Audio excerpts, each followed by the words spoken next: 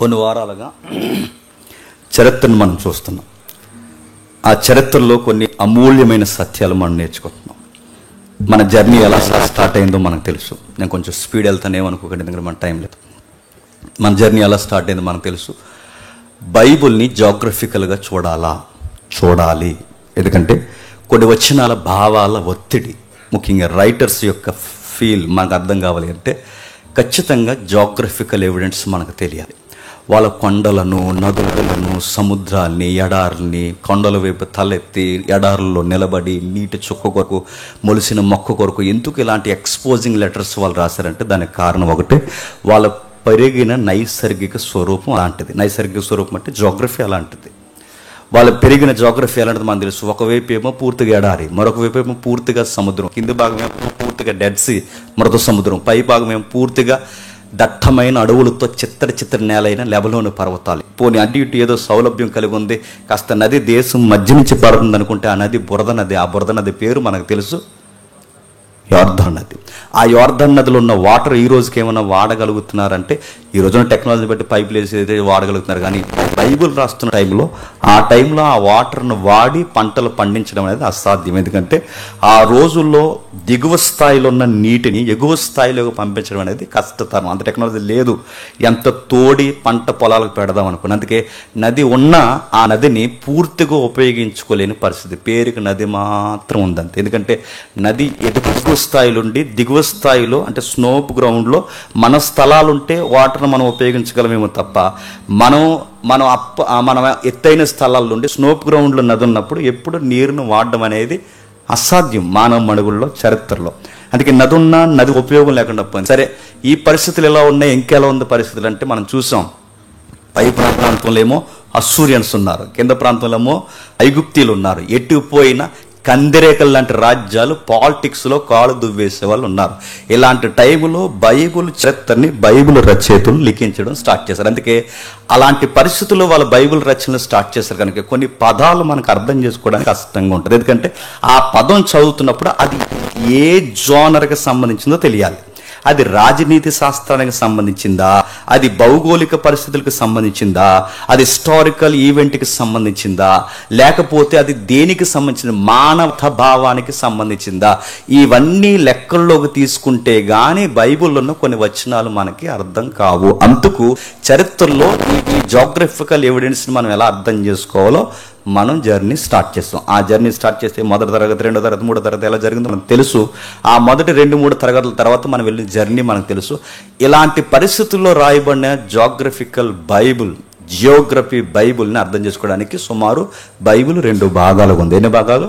2 భాగాలు. పాత నిబంధన, క్రొత్త నిబంధన. పాత నిబంధన ఓవరాల్ వ్యూ ఏంటో చూస్తాం, క్రొత్త నిబంధన ఓవరాల్ వ్యూ ఏంటో చూస్తాం. ఓవరాల్ వ్యూ అంటే తెలుసా, మొత్తం ఒక లుక్ వేసాం, అంటే అవుట్లెట్స్ అలా చూసుకుంటూ వెళ్ళిపోయాం. ఇది పాత నిబంధన, ఇది క్రొత్త నిబంధన అని పూర్తిగా మనం గమనించుకున్నాం. ఈ గమనించిన తరగతులు మనం చూసిన తర్వాత ఎక్కడ వరకు మనం వచ్చామంటే క్రొత్త నిబంధన అర్థం చేసుకునే ప్రయత్నం మనం చేస్తున్నాం. ఆ క్రొత్త నిబంధన ఓవరాల్ వ్యూ అయ్యి మత్తయి సువార్త అంటే ఏంటి, మార్కు సువార్త అంటే ఏంటి, లూకా సువార్త అంటే ఏంటి, యోహాను సువార్త అంటే ఏంటి, అపోస్తల కార్యం ఏంటి, పత్రికలు ఏంటి, పత్రికల తర్వాత ప్రకటన గ్రంథం ఏంటి, ఈ లైన్కి మనం వెళ్ళాలనుకున్నాం. ఈ లైన్కి మనం వెళ్ళే ముందు కాస్త ఇంకా హిస్టరీ బేస్మెంట్ ఉంటే బాగుంటుందని మళ్ళీ ఒక స్టెప్ వెనక్కి వేసుకొచ్చి హిస్టరీలోకి అడుగులేసాం. హిస్టరీలో ఎక్కడ అడుగులేసాం? హిస్టారికల్ బ్యాక్గ్రౌండ్ చూస్తున్నాం.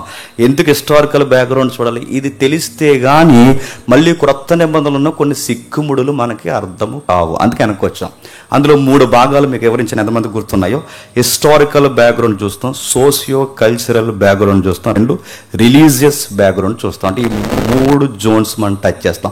ఈ 3 జోన్స్ టచ్ చేస్తే కానీ న్యూ టెస్ట్మెంట్ అర్థమవుతుంది. అందుకే మీరు ప్రశ్నించుకోండి, ఏంటి క్రొత్త నిబంధన అంటే అని మీరు అడగాలి. అంటే క్రొత్త నిబంధన అంటే ఏంటి అని మీరు ప్రశ్నించుకున్నప్పుడు క్రొత్త నిబంధన అంటే ఏంటన్న దానికి జవాబు దొరకాలి అంటే హిస్టారికల్ బ్యాక్గ్రౌండ్ ఖచ్చితంగా తెలియాలి.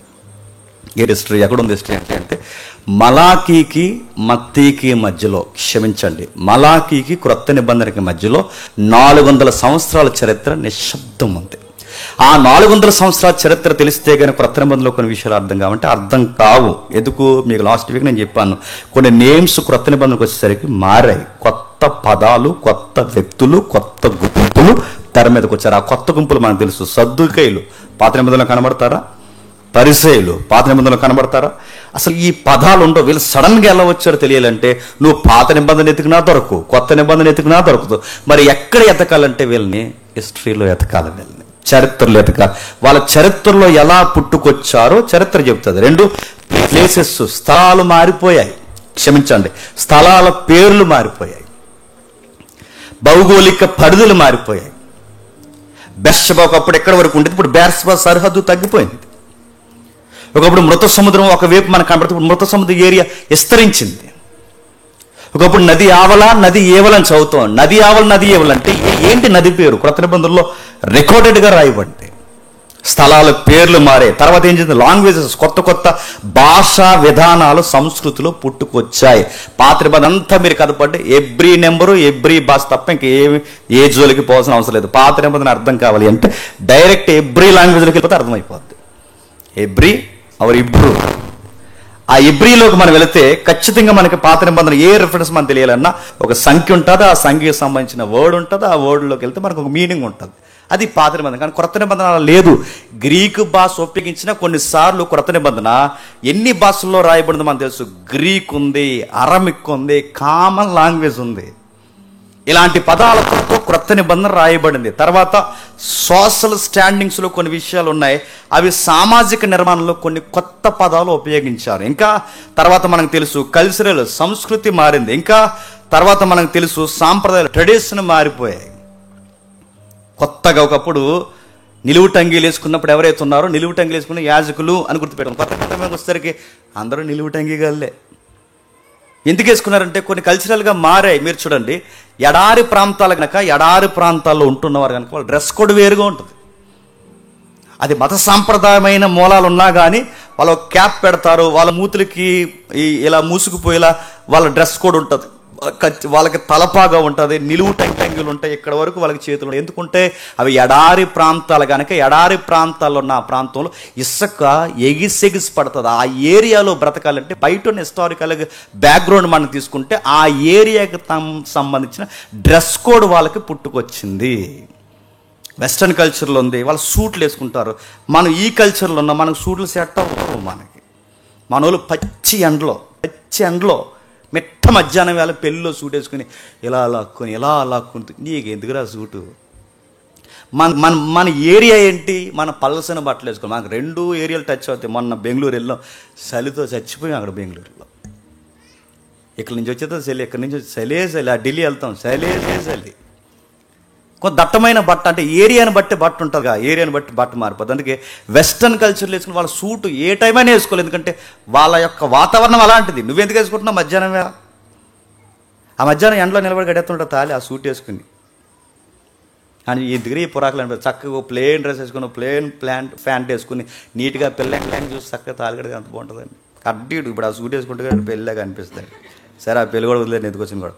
తర్వాత నెక్స్ట్ ఇంకేం జరిగింది? కల్చరల్ బ్యాక్గ్రౌండ్ చూస్తున్నాం. బట్టలు, వాతావరణం, భాష, ఇన్ని వైవిధ్యాలు ఉన్నాయి కనుక, ఇన్ని డిఫరెన్సెస్ కనబడ్డాయి కనుక క్రొత్త నిబంధనకు వచ్చేసరికి దీనికి దానికి ఉన్న వ్యత్యాసాలు ఊహించడంలో విఫలమయ్యారు కనుక డైరెక్ట్ స్టేట్మెంట్లు కొన్ని ఇచ్చారు. యేసుప్రభు వారు క్రొత్త నిబంధన పక్కన పెట్టేశారన్నారు. యేసుప్రభు వారు పాత నిబంధన పూర్తిగా అవాయిడ్ చేయలేదు. ఆయన పాత నిబంధన నెరవేర్చాడు. పాత నిబంధన స్థిరపరచాడు. పాత నిబంధన ఇంకా ఎక్స్పోజ్ చేశాడు. ఆయన పాత నిబంధనని మరింత విపులంగా బలముగా వివరించి మాట్లాడు. పాత నిబంధనలో ఉన్న మౌలికమైన ఆజ్ఞలు ఏవైతే ఉన్నాయో క్రొత్త నిబంధన కొండ మీద ప్రసంగంలో మరింత బలముగా ఆజ్ఞలను స్థిరపరిచాడు. ఇది మన లాస్ట్ వీక్ మనం చూసిన క్లాస్ నేను గుర్తు చేస్తున్నాను. ఇంకా ఏం చూస్తాం? చరిత్రను చూస్తాం. ఖచ్చితంగా చరిత్రలోకి వెళ్ళాలి. ఎందుకంటే ఇన్ని మార్పులు, చేర్పులు, ప్రవక్తలు, ప్రస్తావనలు, స్థలాలు, పేర్లు, ఈ బట్టలు, వాతావరణం, భాష, ఇవన్నీ అర్థం కావాలంటే ఎప్పుడు ఇవన్నీ మారిపోయాయి అంటే ఆ 400 సంవత్సరాల చరిత్రలో ఇంత చరిత్ర మారింది. అంతకు చరిత్రలోకి వెళ్తాం. అసలు చరిత్ర అంటే ఏంటి? ఒకప్పుడు జరిగిపోయిన పరిస్థితి, జరిగిపోయిన దాన్ని మళ్ళీ మార్చలేని దాన్నే చెప్పండి చరిత్ర అంట. ఒకరోజు అయిపోయింది చరిత్ర. జరిగిన సంఘటనల సంపుటిని మళ్ళీ చదువుకునే దాన్ని చరిత్ర అంటారు. చరిత్ర ఒకటి రాయలేడు, చరిత్ర ఒకటి క్రియేట్ చేయలేడు, చరిత్ర ఒకటి నచ్చినట్టు తిప్పుకోలేడు. చరిత్ర అంటే చరిత్ర అంతే. చరిత్ర అంటే మాదనకూడదు, నీది కాదు నాది కాదు, చరిత్రే. మాదే చరిత్ర అనకూడదు. చరిత్ర అంటే చరిత్రగానే చూడాలి. అందుకే ప్రస్తుత పరిస్థితులు అంటే ఒక భారతదేశం యొక్క నైసర్గిక స్వరూపం అర్థం కావాలి అంటే నా భారతదేశపు వైభవం ఒక రోజు ఎలా పుట్టుకొచ్చిందో తెలిస్తే కానీ నా దేశం యొక్క ప్రస్తుతం ఏంటో నాకు అర్థం కాదు. అందుకే ప్రతి దానికి చరిత్ర తెలియాలి. నీ ఇల్లేంటో, నీ పేరేంటో, నీ ఇంటి పేరేంటో, నీ వ్యవహారం ఏంటో, ప్రస్తుతం నీ ప్రజెన్స్ ఏంటో తెలియాలంటే నీ ముత్తాతల చరిత్ర ఎంతో కొంత నీకు తెలియాలా వద్దా? అందుకే పూర్వం పాటలు రాసినప్పుడు జానపద గీతాలు, ఆ గీతాలు, మన పాటలు రాసి గుర్తున్నారా? ఇలా హిస్టరీలు మర్చిపోతామనే పాటల్లో హిస్టరీ పాడేవారు. పాత పాటలు చూస్తారా? ప్రతి పాత పాటలో హిస్టరీ ఉంటుంది. ఇప్పుడు పాటల్లో హిస్టరీ లేదు, పాడు లేదు, ఎవరిని బేస్ ఎక్కువైపోయింది. ఇప్పుడు దాడా దాడా దాడా ఇది ఎక్కువైపోయింది. అప్పుడున్న పాటల్లో అందుకే చూడండి, సంస్కృత గీతాలు, జానపద నృత్యాలు, ఈ గేయాలు మీరు పూర్వం మూలాలకు వెళ్ళి ఆ పాతలను పాటలు పాడమనండి, హిస్టరీ రిపీట్ అవుద్ది మళ్ళీ వాళ్ళ పాటల్లో. అందుకే మర్చిపోకూడదు చరిత్ర మర్చిపోతే ఖచ్చితంగా పరిస్థితులు మారిపోతాయి. అందుకే చరిత్రకారులు కూడా ఏమంటారంటే ఖచ్చితంగా ఎవ్రీ 25 ఇయర్స్కి హిస్టరీని మళ్ళీ జ్ఞాపకం చేసుకోవాలి. ఎందుకంటే 20 సంవత్సరాల తర్వాత మళ్ళీ చరిత్ర మారిపోయే అవకాశం ఉందంట. అందుకే మన మూలాలు జ్ఞాపకం చేసుకుంటాం. ఏంటి మత్తయికి క్రొత్త నిబంధనకి, క్షమించండి, మలాకీకి క్రొత్త నిబంధనకి మధ్యలో ఏం జరిగింది చరిత్ర అంటే ఆ చరిత్రను చూడడానికి మనం వెళ్ళాం. కానీ మన హిస్టరీ చదువుతున్నప్పుడు ఒక కామన్గా ఒక వర్డ్ వాడుతుంటారు థియాలజియన్స్ అందరూ. ఆ పదం ఏంటంటే ఆ 400 సంవత్సరాల దేవుడు నిశ్శబ్దంగా ఉన్నాడు, నిశ్శబ్దంగా లేడు. ప్రవక్తల్ని పంపించడం ఆపాడేమో కానీ, ప్రవక్తల్ని ద్వారా మాట్లాడడం ఆగాడేమో కానీ చరిత్రలో ఆయన సైలెంట్గా లేడని జేమ్స్ బ్రో నువ్వెలా అనగలవంటే ఆయన లేడు అని చెప్పడానికి ఇప్పుడు 400 సంవత్సరాల చరిత్రలోనికి చెప్పండి జర్నీ చేస్తున్నాం. ముఖ్యాంశాలు మరోసారి అర్థమైంది అనుకుంటున్నా. సరే, ఇది జరిగింది. ఆ జరిగిన తర్వాత చరిత్ర ఇప్పుడు బైబిల్లో ఉందా? ఆ 400 సంవత్సరాల చరిత్ర బైబిల్లో ఉందా అంటే మీరు అనుకున్నట్టుగా లేదు. కానీ అపోకలిప్టిక్ అనే పరిభాషలో ఆ హిస్టరీ ఉంది. అంటే దర్శన రీతిగా కథల రూపంలో, అంటే ఒక అర్థమయ్యే విషయాన్ని, అర్థం కాని అంతర్గత గందరగోళాన్ని అర్థమయ్యే ఉదాహరణలతో అయితే కొన్ని దర్శనాలు దానియేలుకి దేవుడు చరిత్రను జ్ఞాపకం చేశాడు. భలే ఉంటుంది. మీరు జాగ్రత్తగా వినండి. అదిరిపోద్ది రోజు మీరు జాగ్రత్తగా వినగలిగితే. ఎందుకంటే ఆశ్చర్యం కలిగించే, మన కన్నులకు ఈ రోజుకి ఆశ్చర్యం కలిగించే హిస్టరీని ఆ రోజు దానియేలు మాట్లాడాడు. 400 సంవత్సరాల చరిత్రని కదిపాడా దేవుడు అంటే కదిపాడు. చరిత్ర ఏం జరిగింది మనకు తెలుసు. సౌలు పరిపాలించాడు, దావీదు పరిపాలించాడు, సొలొమోను పరిపాలించాడు. 40 సంవత్సరాల చరిత్ర. 120 సంవత్సరాలు పరిపాలించిన తర్వాత అంతా బాగుందనుకునే సమయానికి ఉమ్మ రాజ్యాలు, అంతర్గత కూటమి రాజ్యాలు ప్రారంభమై సొలొమోను కొడుకులు అధికారం కొట్టుకుని దేశాన్ని 2 ముక్కలు చేసి పడేశారు. North zone, south zone. తెలుసు కదా ఇదంతా చరిత్ర. నార్త్ జోన్, సౌత్ జోన్ అయిపోయిన తర్వాత ఇజ్రాయెల్ దేశం 2 ముక్కలు అయితే మళ్ళీ కళ్ళు నెత్తికెక్కి వీళ్ళ కడుపులు నిండిన తర్వాత కళ్ళు నెత్తికెక్కిపోయే, సుఖాలు మరిగిన తర్వాత దేవుని మర్చిపోయారు. మంచి ఇల్లు కట్టుకున్న తర్వాత దేవుని సన్నిధి మర్చిపోయాడు. దేవుడు తొలగొట్టేయడానికి పక్కనున్న రాజ్యాలను లేవనెత్తాడు. దేవుడు ఎప్పుడు గుర్తుపెట్టుకోండి, ఒకడికి బుద్ధి చెప్పాలంటే ఆకాశం నుంచి చెయ్యి ఎలా వచ్చి ఏంట్రా పనులు అండో గుర్తుపెట్టుకోండి. ఏం చేస్తాడు, నీ పక్కనున్న కందిరేగాన్ని ఎవడో లేపి ఆడు ద్వారా నీకు డెప్పకాయ కొట్టేస్తాడు. గుర్తుపెట్టుకో, దేవుడి స్టైల్ అది. ఇశ్రాయేలుకి బుద్ధి చెప్పడానికి దేవుడు ఎవరిని లేపాడు అంటే పక్కన ఉన్నవాడిని ఎవరినో లేపాడు. ఎవరిని లేపాడు? బాబులోనియన్స్. వాళ్ళని లేపి చితగొట్టాడు. వాళ్ళని చితగొట్టిన తర్వాత సుమారు ఆ టైంలో ప్రవచనాలు వచ్చాయి. ఆ ప్రవచనాలు ఏంటో మనకు తెలుసు. ఆ ప్రవచనాలు యెరెమీయా చెప్పాడు. 70 ఏళ్ళు లిటరల్గా ఖచ్చితంగా 70 ఏళ్ళు మీరు చేరకపోతారు అన్నట్టుగా దానియేలు గారు అన్నట్టుగానే 70 ఏళ్ళు వాళ్ళు ఖచ్చితంగా చెరలోకి పోయారు. ఆ చెరలోకి పోయిన తర్వాత మళ్ళీ వాళ్ళు విడుదల వచ్చింది. ఆ విడుదల ఏమొచ్చింది? బబులోను సామ్రాజ్యం యొక్క పవర్ లేదా వాళ్ళ శక్తి, వాళ్ళ అధికారం అలా సన్నగలుగుతున్నప్పుడు వాళ్ళ మీద పెత్తందారి వ్యవస్థ చేయడానికి మెడో ఫెర్షియన్స్ అంటే మాదియ పారసికులు ఇద్దరు కలిసి వాళ్ళ రాజ్యంలోకి అధికారం వచ్చిన తర్వాత ఆల్ టైంలోనే కాస్తంత వీళ్ళకి సౌలభ్యం దొరికింది. వీళ్ళంటే ఎవరు? ద్వంద్వ రాజ్యాలు. ఎవరు? అటు ఇశ్రాయేలీలు, ఇటు యూదులు. వీళ్ళకి కాస్త సౌలభ్యం దొరికింది. ఆ సౌలభ్యంలో 3 టీములు బయటకు వచ్చా. 3 టీములు మనకు తెలుసు. ఎజ్రా, నెహెమ్యా, జరుబ్బాబెల్. వీళ్ళ 3 టీముల్లో అక్కడి నుంచి బయలుదేరారు. ఏం బయలుదేరారు? వీళ్ళ గవర్నమెంట్, ఈ 2 గవర్నమెంట్ మిశ్రిత గవర్నమెంట్ అంటే ఉమ్మడి సామ్రాజ్యం పరిపాలించినప్పుడు వీళ్ళు ఏం చేశారంటే వాళ్ళ పర్మిషన్ సరిగాడు. ఎందుకంటే వీళ్ళు ఆ ఆస్థానంలో ఉన్నప్పుడు వాళ్ళు గొప్ప గొప్ప ఉద్యోగాలు చేస్తున్నారు. ఎవరైతే నెహెమ్యా ఉన్నాడో, నెహెమ్యా ఫుడ్ సెక్షన్ డిపార్ట్మెంట్ ఆఫీసర్గా ఉన్నాడు.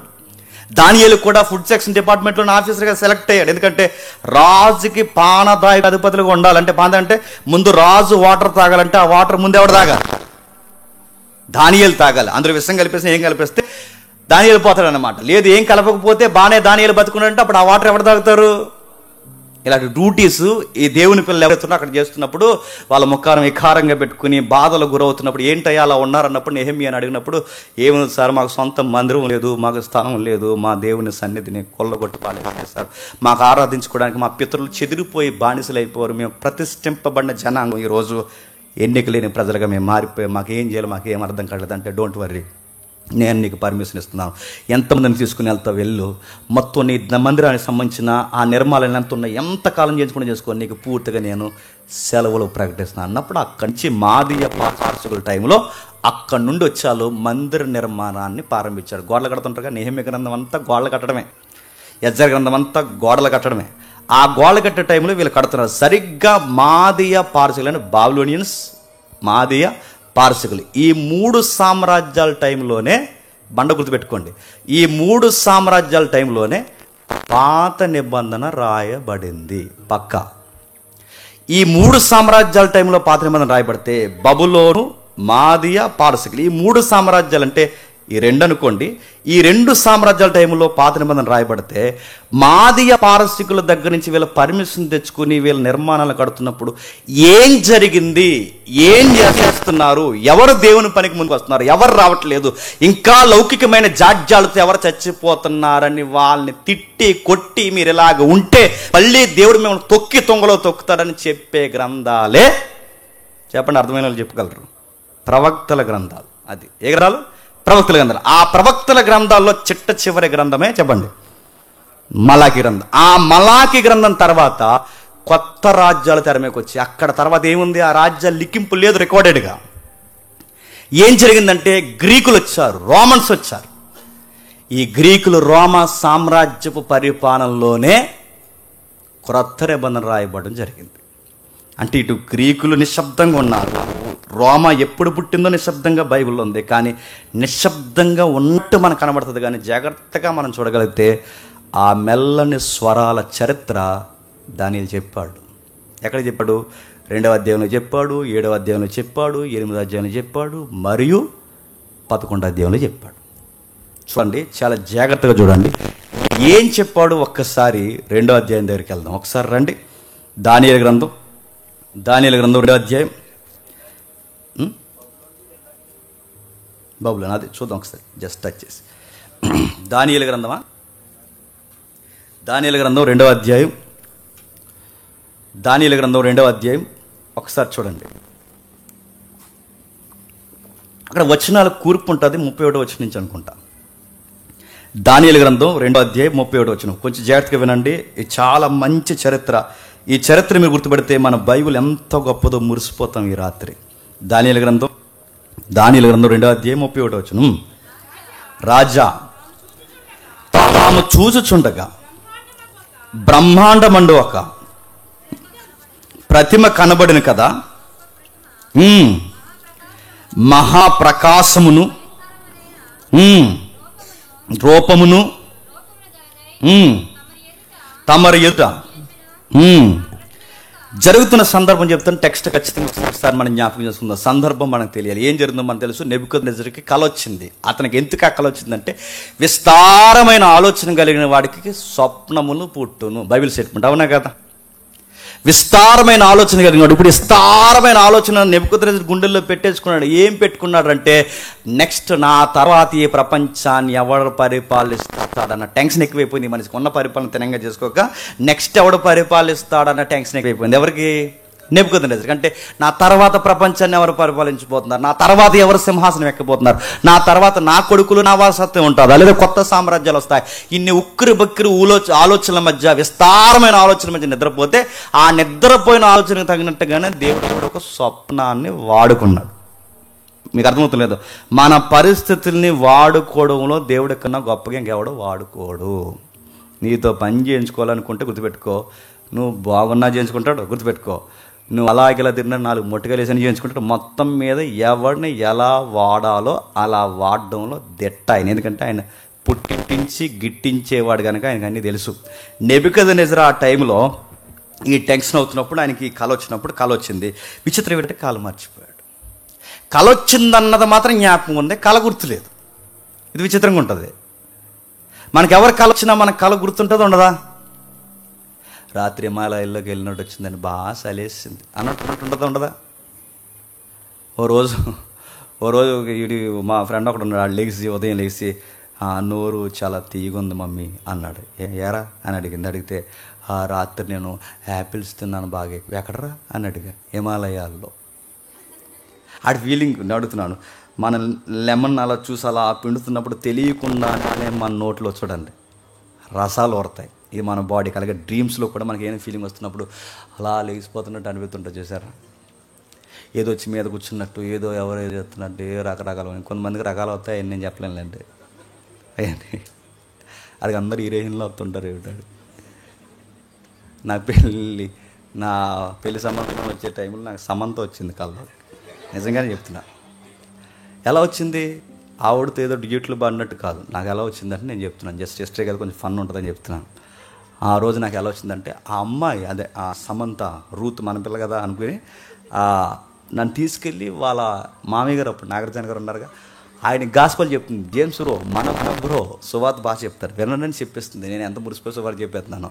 నేను సువార్త డ్రీమ్లో ఉన్నాను కనుక నా కళ కూడా ఎలా వచ్చింది? సమంతతో సువార్త చెప్తున్నట్టు వచ్చింది. ఇప్పుడు ఇతనికి ఈ ఫీలింగ్ ఉంది. ఏ ఫీలింగ్? నెక్స్ట్ ఎవడో పరిపాలిస్తాడన్న ఫీలింగ్ ఉన్నాడు కనుక ఇప్పుడు ఆ ఫీలింగ్లోనే ఆయనకి దేవుడు స్వప్నం పుట్టించాడు. కళ మర్చిపోయాడు. ఇప్పుడు ఆ కళ మర్చిపోతే ఏదో ఒకటి చెప్పామనుకోండి, డ్రీమ్ ఏదో చెప్తే ఏదో వివరించే వాళ్ళు ఉన్నారా లేదా? మీకు లాస్ట్ వీక్ చెప్పాను, ఏంటి మధ్య అత్మాలు పాము వచ్చేస్తుంది ఆ కళ్ళలో కంటే. పాము అంటే ఏమనుకుంటున్నావు? పగ, శత్రువు. అలా వదిలేక ఎవడో నీ వెనకాల తిరుగుతున్నాడు పగట్టి. పాము ఏంటి ఈడే నాకేం అర్థం. మొత్తం ఏదో ఎవరించరా? నీకు పాము భయం ఉంటే పాము వస్తుంది, నీకు కప్ప భయం ఉంటే కప్పే వస్తుంది, నీకు బలి భయం ఉంటే బల్లే వస్తుంది, నీకు ఏ భయం ఉంటే వస్తాయా రావా? ఇతనికి రాజ్యం భయం పట్టింది. ఇప్పుడు రాజ్యపు సంబంధమైన కళలు వచ్చాయి. ఇలాంటి టైంలో ఈ కళలు వచ్చినప్పుడు ఈ కళ భావాన్ని వివరించడానికి ఎవరున్నారు? దమ్మున్న ధీరుడు, భవిష్యత్తు ఎరిగిన వాడు, జ్ఞానం అన్నవాడు ఎవడు లేడు. అందరు కథలు చెప్పుకుని రాజు దగ్గర డబ్బులు దొబ్బేసే వాళ్ళు తప్ప ఎవడు లేడు సరైనడు. అలా టైంలో ఉన్నట్టుగా హిస్టారికల్గా ప్రాక్టికల్గా ప్రూవ్ చేసేవాడు ఎవరున్నారు? దైవాత్మ కలిగిన ఒక యవనస్తుడు, అతగాడి పేరు దానియేల్. ఆ దానియేల్ని పిలిపించారు. దానియేలు వివరిస్తున్నప్పుడు ఏమని వివరిస్తున్నాడు చూడండి. రాజా తాము చూసుచుండగా బ్రహ్మాండమైన ఒక ప్రతిమ. మీ డ్రీమ్లో ఏమొచ్చిందో తెలుసా? ఒక బ్రహ్మాండమైన ఒక ప్రతిమ వచ్చింది. ఒక స్టాట్యూ మీకు కనిపిస్తుంది, అవునా? ఒక విత్తైన విగ్రహం మీకు కనిపించింది, అవునంటే అవునవును, ఎస్, గుర్తొస్తుంది. ఈ గొప్ప ప్రతిమ మహాప్రకాశమును భయంకరమైన రూపము గలదై తమరు ఎదుటి నిల్చుని. మీరు బైబిల్ని సింపుల్గా చూడొద్దు, నేర లుక్తో చూడొద్దు. బైబిల్ ఎంత హిస్టారికల్ బుక్ చూస్తే ఆశ్చర్యం. అది ఇంకా హిస్టరీ జరగక ముందే నెక్స్ట్ హిస్టరీ ఎలా క్రియేట్ అవబోతుందో ముందే దేవుడు నెబుకద్నెజరు కలిచి తన భక్తుడైన దానియేలు ద్వారా వివరిస్తున్న వైను చదువుతున్నప్పుడు చరిత్రకారులు సలాం కొట్టిన సందర్భాలు ఎక్కడ తెలుసా? ఇదిగో ఈ దానియేలు గ్రంథం ఇస్తుపోయారు. అలాంటి సంగతులు చూసి సరే, ఇంకా బబులోను సామ్రాజ్యం ముగికి ముందే మాదీయ పారసికులు వస్తారని అసలు ఈ బైబిల్లోనే ఈ భక్తుడికి ఎలా తెలుసు? అందుకే అంటున్నాను, చరిత్రలో దేవుడు నిశ్శబ్దంగా ఉన్నాడన్న పదం అక్కడ సూట్ అవ్వదు. చరిత్ర ఎక్కడెక్కడ ఎలా జరిగించాలో చెప్పండి. ఒకరిని ఎక్కిస్తున్నాడు, ఒకరిని దించుతున్నాడు, ఎవరిని కూర్చోబెట్టాలో, ఎవరిని దించాలో, ఎక్కడెక్కడ ఎవరిని ఏ పరిపాలన నిలబెట్టాలో ఆయన పని ఆయన చేస్తున్నాడు. చట్టం పని చట్టం చేస్తున్నది ఎంత వాస్తవమో, ఇశ్రాయేలు దేవుడు కొనుకకి నిద్రపోక తన పని తాను చేస్తున్నాడు అన్నది కూడా అంతే వాస్తవం. ఆయన నిశ్శబ్దంగా ఉంటే భూమి తిరగదు, ఆయన నిశ్శబ్దంగా ఉంటే గాలి వీయదు, ఆయన నిశ్శబ్దంగా ఉంటే ఆయన ఎందు ఉనికి కలిగి చలించము, ఆయన నిశ్శబ్దంగా ఉంటే మానవ మనుగడ ముందుకెళ్ళదు, ఆయన నిశ్శబ్దంగా ఉంటే చరిత్ర జరగదు. చరిత్ర సంపూర్ణ అవ్వకపోతే తన ప్రియసుతుడు ఎలలోనికి రాడు. పక్కా ప్రణాళిక ప్రకారం ఆయన జరిగిస్తున్నాడు. కానీ కాలం ఎప్పుడు ఎలా సంపూర్ణ చెయ్యాలో, ఎప్పుడు నిశ్శబ్దంగా ఉండాలో, ఎప్పుడు మాట్లాడాలో పక్కా సార్వభౌమ అధికారం కలిగిన వాడు ఈ బైబుల్ దేవుడు. అంత అధికారం ఆయనకు ఉంది కనుక ఇంకా చరిత్ర జరగకముందే ఆ చరిత్రలో ఎలాంటి పరిస్థితులు ఉన్నాయి ముందే చెప్పేస్తున్నాడంటే నేను అడుగుతున్నాను, ఇది అభూత కల్పన గ్రంథం అనాలా, ఇది నిజంగానే దైవ ప్రేరణతో రాయబడిన గ్రంథం అనాలా, ఏమనాలి? ఇది దైవ ప్రేరిత గ్రంథం. అందుకే దీన్ని నెగ్లెక్ట్ చేయొద్దు, దీన్ని కింద పెట్టొద్దు. దీన్ని దయచేసి మీ కాళ్ళు ఉన్న చోటు దాన్ని అసలు నెగ్లెక్ట్ కుదరదు. ఎందుకంటే దీని వెనకాల అదృశ్య దేవుని హస్తం ఉంది. అవసరమైతే గుండెల మీద పెట్టుకుని తెల్లవారు నిద్రపోండి, తల దగ్గర పెట్టుకోండి, అంతేగాని ఎక్కడ పడితే అక్కడ ఈ గ్రంథాన్ని పడవద్దు. దీని వెనకాల దేవుడు ఉన్నాడు.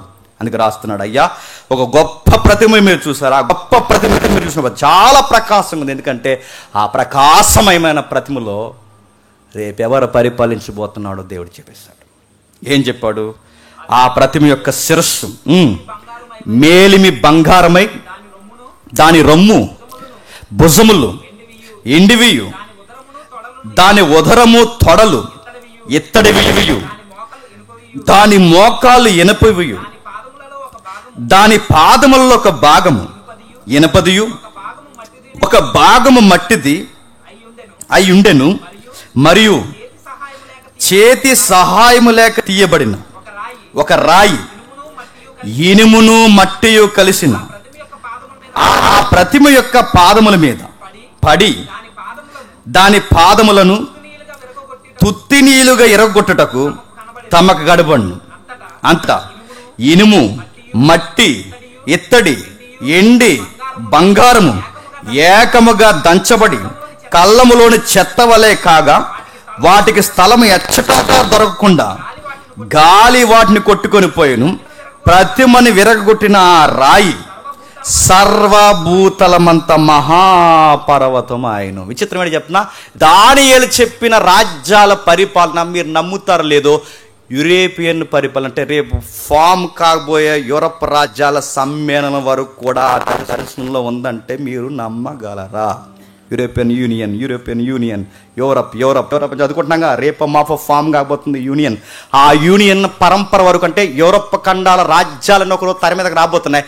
ఆ అన్యుల పరిపాలన రాజ్యాల వరకు ఇప్పటి వరకు చరిత్ర దానియేలు ఆ రోజే చూశాడు. అది చరిత్ర. ఏం జరిగిన చరిత్ర అంటే రాస్తున్నాడు, ఇనిమి, మట్టి, ఇత్తడి, బంగారము, కాళ్ళు, చేతులు, ఉదరం, రకరకాల పదాల కురుపుతో ఎందుకు దీన్ని ఎలా రాశాడంటే ఆ కాలం అలాంటిది కనుక ఆ కాలాన్ని అలాగే పోల్చాలి కనుక ఆ కాలంలో ఉన్న మానవ మేధస్సుకు తగినట్టుగా దర్శనం ఇవ్వాలి కనుక ఆ రోజుల్లో దర్శనం వాళ్ళకి అర్థమయ్యే రీతిలోనే దర్శనం ఇచ్చాడు. ఒకవేళ ఇదే దర్శనం ఈ రోజు మాకు ఇస్తే ఇప్పుడున్న టెక్నాలజీలో భాష వేరుగా ఉంటుంది. ఉంటుందా? ఆ రోజు వాళ్ళ పరిభాష అంతే కనుక వాళ్ళకి వచ్చిన డ్రీమ్ అలాగే అర్థమవుతుంది. వాళ్ళకి బొమ్మల రూపంలోనే చెప్పాలి. ఒకప్పుడు మనకి లెటర్స్ లేనప్పుడు మనిషి భాష ఎలా ఉండేది చెప్పండి? బొమ్మలే లిపి. మీకు గుర్తుందో లేదో, బొమ్మలతోనే మాట్లాడుకో. ఇప్పుడంటే అక్షరాలు వచ్చే కనుక అక్షరాల ద్వారా మాట్లాడుకునే. ఒకప్పుడు అక్షరాలు లేవు, మరి ఎలా బొమ్మలేసి మాట్లాడుకునేవారు. ఏదో ఒక బొమ్మ, అదొక సింబల్, హస్తం ఒక సింబల్, చెయ్యి ఒక సింబల్, ఏదో మాట్లాడుకోవడం, భోజనం చేయడానికి అదొక సింబల్. అంటే ప్రతి దానికి ఒక సింబాలిక్ లాంగ్వేజ్ ఉండేది. ఇప్పుడంటే అక్షరాలు వచ్చినాయి. ఆ రోజుల్లో క్రీస్తుపురం ఉన్న చరిత్ర కనుక ఆ రోజుల్లో వాళ్ళకి ఇలాంటి అర్థం కాని పరిభాషల హిస్టరీలో ఉందని చెప్పి వాళ్ళకి అర్థం కదా. అందుకే వాళ్ళకి బొమ్మల రూపంలో దేవుడు దర్శనమిచ్చి, అయ్యా మీకు విషయం చెప్పాలి, ఆ శిరస్సు ఎవరో కాదు, ఆ శిరస్సు మీరే. సామ్రాజ్యం ఎవరు పరిపాలిస్తున్నారు అడుగుతున్నారు కదా. ఆ మనుషుల చేత నిర్మింపబడుతున్నారు లేదా మనుషుల చేత తృణీకరింపబడుతున్నారు. రకరకాల మిళితమైపోయినట్టు కనబడుతున్నాయి చరిత్రలో. ఆ బొమ్మకి బంగారు శిరస్సు కనబడుతుంది. ఆ బొమ్మకి బంగారు శిరస్సుగా చూడండి. ఆ బొమ్మకి ఇదే వచ్చింది నెబుకద్నెజరు కల్లోకి. బంగారము, ఇత్తడి మిళితమైపోయిన పరిస్థితులు ఇవన్నీ మీకు కనబడుతున్నాయి. చూసారా? ఇనుము, రకరకాల పరిస్థితులు మీకు కనబడుతున్నాయి. ఆ గోల్డెన్ హెడ్ ఏదైతే ఉందో అది మీరే. గోల్డ్తో ఎందుకు పోల్చారు తెలుసా? మీ పరిపాలన గోల్డ్ మాదిరి ఉంటుంది. ఎప్పటికీ అనుకుంటాను, ఎప్పటికీ బబులోను సామ్రాజ్యం లాంటి పరిపాలన ఎప్పటికీ రాదు. మళ్ళీ అలాంటి హిస్టరీ రిపీట్ కాదు. వాళ్ళ పరిపాలన అద్దరగొట్టేసారు పరిపాలన. ఆ రోజులు నెబుకద్నెజరు హ్యాంగింగ్ గార్డెన్స్, ఆ రోజుల్లో కట్టినటువంటి విచిత్రం అండి. 7 వరల్డ్ వండర్స్లో వన్ ఆఫ్ ది వండర్ ఏంటి చెప్పండి? Hanging garden. మొక్కలు ఎవడైనా మొక్కల్ని మనం వాటి ఏర్లు కిందకెట్టాం. హ్యాంగింగ్ గార్డెన్ అనగా హ్యాంగ్ గార్డెన్ మొక్క తల కిందకెట్టి ఏర్లు పైకెట్టే టెక్నాలజీ ఆ రోజు ఫస్ట్ టైం వాడింది ఎవరు తెలుసా? ఈ దానియేలు పైన కలొచ్చిన ఈ పెద్ద మనిషి ఉన్నాడా? ఎవరు? నెబుకద్నెజర్. నడుతున్నాను. సెక్యులర్ హిస్టరీలో ఉన్న రికార్డ్స్, బైబుల్ హిస్టరీలో ఉన్న రికార్డ్స్ సేమ్ కంపేర్ చేయండి. బైబుల్ చరిత్ర ఏదైతే చెప్పిందో బయట చరిత్ర ప్రకారం కూడా ప్రపంచాన్ని పరిపాలించిన అతిపెద్ద మొట్టమొదటి సామ్రాజ్యం చెప్పండి, బబులోన్. అంత ఎవిడెన్స్ ఉన్న పుస్తకం ఇది, అంత ఆధారాలు ఉన్న పుస్తకం. అందుకే చూడండి, బయట ఉన్న చరిత్ర కూడా ఇది తప్పని అనగలదా? బయట ఏం చెప్తారు చెప్పండి? కొన్ని మత గ్రంథాలు చదువుతున్నప్పుడు, కొన్ని మత గ్రంథాలు చదువుతున్నప్పుడు, బయట మత గ్రంథాలు చదువుతున్నప్పుడు ఏం అర్థమవుతుంది? ఆ మత గ్రంథాలు చదువుతుంటే, ఆ మత గ్రంథాలు చూస్తున్నప్పుడు వాళ్ళు మాట్లాడుతున్న మాటకు ఆధారాలు ఉన్నాయా? వాళ్ళు మాట్లాడుతున్న మాటకు ఒక్క మాటకు కూడా ఆధారం ఉండదు. మేఘాలు అంటారు, గుర్రాలు అంటారు, పాల సముద్రాలు అంటారు. నన్ను బొంద సముద్రాలు ఉన్నాయా? పాల సముద్రాలు ఉంటాయా? రెక్కల గురం వచ్చిందంటారు, ఉంటాయా? ఆకాశంలో తీసుకెళ్ళింది రాని అంటారు, ఉంటాయా?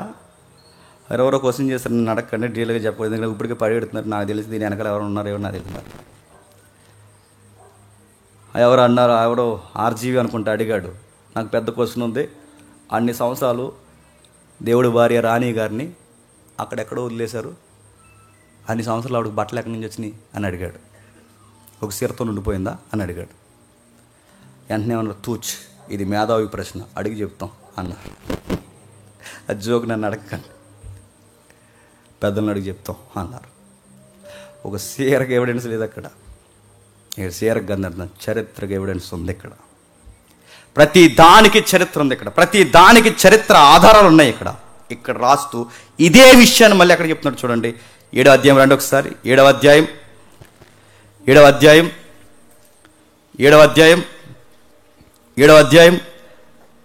3వ వచనం చూడండి ఒకసారి. 7వ అధ్యాయం 3వ వచనం నుండి.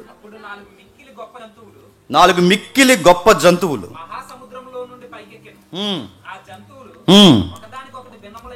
ఒకదానికొకటి, బాగా వినాలి. 2వ అధ్యాయంలో ఏదైతే చెప్పాడో, మరలా 2వ అధ్యాయంలో ఏదైతే చెప్పాడో 7వ అధ్యాయంలో మళ్ళీ అదే చెబుతున్నాడు. కాకపోతే మరింత కొంచెం విస్తరించి వాటి స్వభావాలంటే రాజ్యపు స్వభావం ఎలా ఉంటుందో చెప్తున్నాడు. మీకు అర్థం కావాలంటే మళ్ళీ చెప్తున్నాను వినండి. అంటే ఇది చరిత్ర అని చెప్తూనే ఆ చరిత్రలో ఏ రాజు రాబోతున్నాడో ఆ రాజు పేరేంటి, వంశం పేరేంటి, ఇవేం ఉండవు. కానీ బాగా వినాలి ముఖ్యాంశాలు. ఆ రాజ్యం పేరేంటి ఉండదు, రాజు పేరేంటి ఉండదు, రాజు టైమింగ్ ఉండదు. కానీ వచ్చిన రాజ్యానికి మాత్రం ఎలాంటి స్వభావం ఉంటుందో రెండవసారి వివరించే అధ్యాయమే చెప్పండి 7వ అధ్యాయం. అంటే ఆ రాజ్యం స్వభావం, దాని నేచర్ ఎలా ఉంటుంది ఇక్కడ జంతువులు బోర్డ్స్ అంటే పునాదులుగా ఎలా ఉంటుందో మెటీరియల్ని పోల్చాడు. ఎక్కడ 2వ అధ్యాయం. పదార్థాన్ని పోల్చాడు. అంటే పదార్థం, ఏ పదార్థం? బంగారం, దాని ఉనికి ఏంటో మనకు తెలుసు. ఎండి, దాని ఉనికి ఏంటో తెలుసు. ఇనుము, దాని ఉనికి ఏంటో. అంటే ఆ మెటీరియల్ ఏది ఎలా పనిచేస్తుందో తెలుసు. అంటే వారి ఫౌండేషన్ ఎలా ఉంటుందో 2వ అధ్యాయం చెప్పాడు. వారి నేచర్ ఎలా ఉంటుందో చెప్పండి 7వ అధ్యాయం. అంటే ఇక్కడ నేచర్ చెప్తున్నాడు. ఏం చెప్తున్నాడు? అదే వివరిస్తున్నాడు మళ్ళీ. అప్పుడు 4 మిక్కిలి గొప్ప జంతువులు మహాసముద్రం నుంచి పైకెక్కెను. ఆ జంతువులు ఒకదానికొకటి భిన్నములై ఉండెను. మొదటిది సింహమును పోలినది, కానీ దానికి పక్షిరాజు రెక్కల వంటి రెక్కలుండెను. నేను చూచుచుండగా దాని రెక్కలు తీయబడినవి గనక మనుషుని వలె ఆ పాదములు పెట్టుకుని నేలపైన నిలవబడెను. మరియు మానవ మనస్సు వంటి మనస్సు దానికి ఇయ్యబడెను. 2వ జంతువు అదొక పార్శ్వం మీద పడుకొని దాని నోట పండ్ల మధ్య 3 ప్రక్కటెముకలను పెట్టుకున్నది. విస్తారముగా మాంసం భక్షించుము. అటు పిమ్మట సిరుతపులను పోన మరొక జంతువు చూచితిని. దాని వీపిన పక్షి రెక్కల వంటి 4 రెక్కలుండెను. దానికి 4 తలలుండెను. దానికి ఆధిపత్యం ఇవ్వబడును. పిమ్మట రాత్రి నాకు దర్శనం కలిగినప్పుడు నేను చూసుచుండగా 4వ జంతువు ఒకటి బయటకు రావడం నేను చూశాను. అది తనకి ముందుగా నుండిన ఇతర జంతువులన్నిటికీ భిన్నమైనది. అది మహాబల మహాత్మ్యము గలది, దానికి పెద్ద ఇనుప దంతములు 10 కొమ్ములుండును. అది సమస్తమును భక్షించి తుత్నీలుగా చేయొచ్చు, మిగిలిన దాన్ని కాల క్రింద అనగద్రొక్కుచుండెను. నేను ఈ కమ్ములను కనిపెట్టగా ఒక చిన్న కొమ్ము, జాగ్రత్త, ఆ చిన్న కొమ్ము పైకొచ్చి నేను చూశాను. దానికి స్థలమిచ్చుటకై ఆ కొమ్ములలో 3 పీకి వేయబడిను. ఈ కొమ్ముకి మానవ కన్నుల వంటి కన్నులను, గర్వముగా మాట్లాడు నోరును ఉండెను. ఇంకా సింహాసనములో వేయిట చూసి మహారుద్రుడు కూర్చొని ఎక్సెట్రా ఎక్సెట్రా రాస్తూ 17 వచ్చిన ఏమంటున్నాడు చూడండి. ఎట్లనగా ఆ మహాజంతువులు 4 ఉండి లోకమందు ప్రభుత్వము చేయబో 4 రాజ్యములను సూచిస్తుచున్నవి. ఎంత బాగుందండి వచ్చును. జంతువులు అంటే జంతువులు కదరా అయ్యా, చెప్పండి. మనిషి అంటే మనిషి కదరా అయ్యా. అక్కడ కనబడుతున్న ఏవైతే విచిత్రమైన జంతువులు ఉన్నాయో ఆ విచిత్రమైన జంతువులు రాబోతున్న 4 ప్రభుత్వాలకి, చెప్పండి, అంటే ప్రభుత్వాలు ఎలా పరిపాలిస్తున్నాయో చెప్పడానికి, ఆ ప్రభుత్వాల యొక్క స్వభావాన్ని మన పరిధులు అర్థం కావడానికి జంతువుల స్వభావంతో పోల్చారు. నక్కలాంటాడండి ఎదవ అన్నాడంటే ఏంటి, అన్ని తిట్లు మరేసాలని. అంతేగాని నక్కలకు అని రాత్రులు అరుతాడని కాదు. అక్కడ మాట ఇక్కడ నక్కలా తిరిగి మెల్ల తిరిగి పొల్లెడతాడు. ఈ నక్కతో పోలుతాడు. ఎలుగుబంటి ఎదవ అంటారు. ఎలుగుబంటి ఎదవ ఏంటంటే, ఎలుగుబంటి ఎలాగైతే మీద ఆడిపోదో 10 దానికి ఏటరా మీద ఆడ ఎలుగుబంటి అంటే వాడు నేచర్ని పోల్చడానికి జంతువులతో తిరుగుతున్నారు. చూస్తారా, ఇది మీకు అర్థం కావుతే, ఇది మీకు అర్థమైతే ఇక్కడ కూడా దానియేలు గారు దర్శనాలు, రాజుల దర్శనాలు నేచర్ పోలుస్తున్నాడు. పోలుస్తూ ఏమంటున్నాడంటే ఇక్కడ మొట్టమొదటి సింహం లాంటిది అన్నాడు, పక్షు లాంటి రెక్కలు ఉన్నాయి అంటున్నాడు. అంటే సింహం లాంటి రాజ్యాన్ని ఎందుకు పోల్చాడు? సింహం అనగానే గుర్తుపెట్టుకోండి, తమ్ముడు ఆ ఇమేజ్ వేస్తాయి. సింహం అంటే గుర్తుపెట్టుకోండి, సింహం అనగానే క్రూరత్వానికి గుర్తు, సింహం అనగానే రాజరికానికి గుర్తు, పక్షి అనగానే పక్షి ఎలాగైతే తనకు నచ్చినంత దూరం ఎగురుతుందో ఆ సామ్రాజ్యం కూడా నచ్చినంత దూరం పరిపాలించడానికి ఎగిరిందంట. అది పోలిక. మీకు అర్థమవుతుందో లేదో. పక్షురాజులు అంటే రెక్కలంటే పక్షి ఎలాగైతే ఎగురుతుందో అది కూడా అలానే ఎగిరింది. అదిగో సింహం బబులోను సామ్రాజ్యం యొక్క క్రూరత్వాన్ని తెలియచేయడానికి రెక్కలు, బబులోను సామ్రాజ్యం యొక్క విస్తరణ అంటే అది ఎంతవరకు రాజ్యాన్ని ఆక్యుపై చేసిందో తెలియజేయడానికి రెక్కలను పోల్చాడు.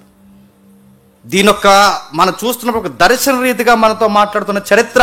మీరు కేవలం అది కళ అనుకోకండి, అది కేవలం ఒక డ్రీమ్ మాత్రమే అనుకోకండి. చరిత్రకు సంబంధించిన ఒక కళ, జరగబోతున్న చరిత్రను ముందే 70 mm స్క్రీన్ మీద వేసి చూపిస్తున్నాడు. ఎవరికి చెప్పండి? రాజుకి, దానియేలుకి. హిస్టరీ స్క్రీన్ మీద కనబడుతుందంటే ఎంత బాగుంటుందండి. రేపు ఏం జరగబోతున్న చరిత్ర వాళ్ళ స్క్రీన్ మీద చూపిస్తున్నాడు. అందుకే దానియేలు పోలుస్తూ అంటున్నాడు 7వ అధ్యాయంకి వచ్చేసరికి, ఆ మహాసింహము, ఆ రెక్కల, సింహానికి రెక్కలు ఉన్నాయంటే నిజానికి మీరు 3D మూవీలో తప్ప రియల్గా సింహానికి రెక్కలు ఉంటాయా? హాలీవుడ్లో సినిమాలు తీద్దరుగా. నార్నియాలో సింహానికి రెక్కలు వచ్చేస్తాయి. నార్నియా మూవీ కూడా ఇండైరెక్ట్గా యేసుప్రభుని చూపించదులేండి, ఎందుకంటే దాని యొక్క డైరెక్టర్ మన తెలుసు, సిఎస్ లూయిస్ ఇండైరెక్ట్ గాస్పల్ చెప్పడానికి తీసిన మూవీయే నార్నియా. వీలైతే అలాంటి సినిమాలు చూడండి, బాగుపడతారు. సినిమాలు చూడడానికి డ్రైనేజ్లో పోతారు. ఆ సినిమాలు చూడండి, కొంచెం నాలెడ్జ్ పెరుగుద్ది. సరే, నార్నియా పార్ట్ 1, పార్ట్ 3, పార్ట్ 11 ఎన్నో ఉన్నాయనుకుంటా, చూడండి వీలైతే.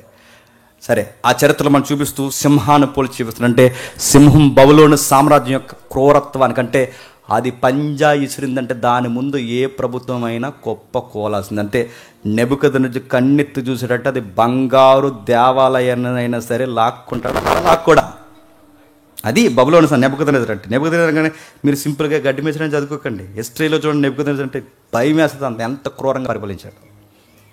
చరిత్రలో చూడండి ఎంత క్రూరమైన పరిపాలన చదివించాడు. రెక్కలు వికసించేశారంతే, వాళ్ళకి కావాల్సిన ప్రతి దాన్ని లాగేశారు లోపలికి. బబులోని నిర్మాణం యొక్క ఊహా చిత్రాలు ఉన్నాయి లేదో, బబులోని నిర్మాణం యొక్క ఊహా చిత్రం, వాళ్ళ యొక్క ప్యాలెస్లు మెచ్చుండి అదిరిపోతాయి ఆ రోజుల్లో. ఇప్పుడున్న టెక్నాలజీ కూడా కట్టలేరండి. ఏకంగా వారు కట్టిన ప్యాలెస్ చుట్టూ ఒక పెద్ద జీవనదే పారుతుంది. అంత టెక్నాలజీతో కట్టారు ఆ రోజుల్లో. అవి చూడండి, మీరు గూగుల్ ఎప్పుడైనా చూస్తే ఆశ్చర్యం కలుగుతుంది. ఇంత టెక్నాలజీ ఎలా వాడగలిగారంటే, అంతే ఆయనకి జ్ఞానం ఇచ్చాడు దేవుడు, అధికారం ఇచ్చాడు దేవుడు. ఎక్కడెక్కడో దేశ విదేశాల్లో ఉన్న ప్రతి పక్షిని రప్పించండి. అంటే పక్షుల్ని మెయింటైన్ చేశాడు, ఉద్యానవనాలు మెయింటైన్ చేశాడు. ఎంత మెయింటైన్ చేసిన ఆయనకి ఏది జరిగించాలని జరిగించాడు. కానీ అన్నీ జరిగించిన వాడు కళ్ళు నెత్తికెక్కినట్టు దేన్ని ముట్టకూడదో దాన్ని ముట్టాడు. ఆ ముట్టిన చిట్ట చివర ఆ నాశనానికి కారణం దేవాలయాన్ని ముట్టడానికి పోయాడు. యెహోవా సన్నిధిలో అడిగట్టి నాటకాలు ఆడడానికి పోయాడు. వాడు ఏ దేశాన్ని టచ్ చేసినా పర్వాలేదు కానీ నాడు పోయి ఎవరి మీద కాలు వాడు చెప్పండి. దేవుని పిల్లల మీదకి, దేవుని సన్నిధి మీద కాలు దివ్వడానికి సామ్రాజ్యం కప్పుకోవడం స్టార్ట్ అయింది.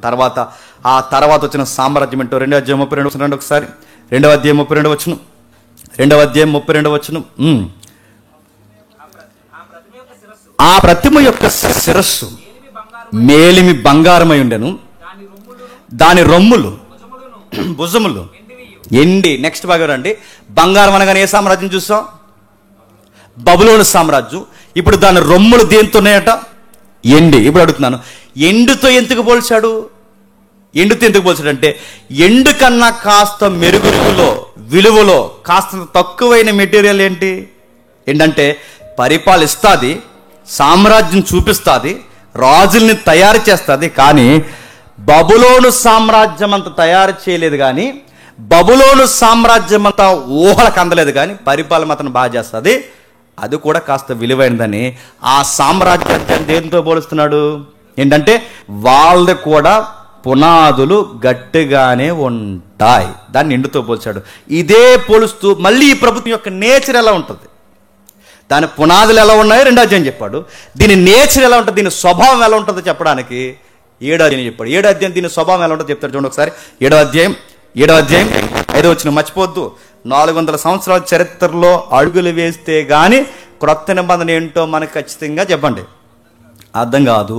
అందుకు మనం కదుపుతున్నాం చరిత్రని. 7వ అధ్యాయం ముగించేద్దాం. 7వ అధ్యాయం 5వ వచనమా?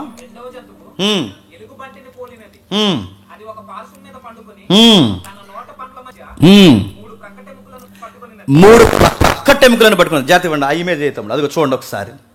2వ జంతువు ఏదైతే ఉందో ఆ జంతువుని గురించి రాస్తున్నప్పుడు 2వ జంతువు దాని స్వభావం ఏంటంటే సింహంలాగా అది దాడి చేసే క్రూరత్వం. అంటే సింహం అంత దాడి చేయదు కానీ బాగా భయపెడుతుంది. అది భయపడుతుంది చెప్పండి, భయపెడుతుంది. ఎలుగుబంటి కూడా గుణం ఏంటి చెప్పండి? దానికి భయమే ఎక్కువే, భయపెట్టే గుణమే ఎక్కువే.